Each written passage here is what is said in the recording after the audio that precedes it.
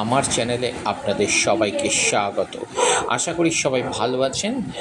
আজ আমি আপনাদেরকে যে মন্দিরটা দেখাবো তার আগে আমি কয়েকটা কথা বলছি, ভালো করে শুনুন।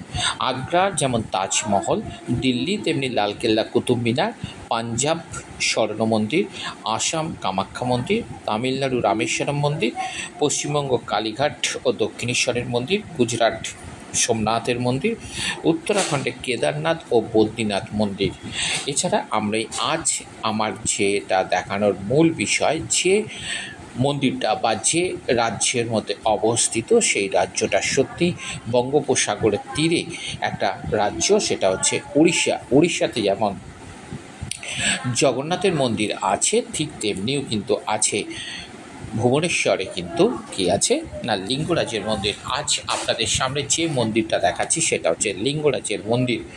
তাহলে যদি আপনাদের এই লিঙ্গরাজের মন্দিরটা দেখতে যেতে চান, তাহলে কিন্তু অবশ্যই আপনারা হাওড়া থেকে ভুবনেশ্বরগামী যে ট্রেন আছে সেই ট্রেনে করে আপনারা যেতে পারেন। 8 ঘন্টা 8.5 ঘন্টার মতন, যদি না লেট করে তাহলে কিন্তু সময় পাবেন 8 ঘন্টার মতন। তাহলে অবশ্যই আপনারা কিন্তু লিঙ্গরাজ মন্দিরটা দেখে আসুন। আজ আমি আপনাদেরকে সেই লিঙ্গরাজ মন্দিরটা দেখাচ্ছি।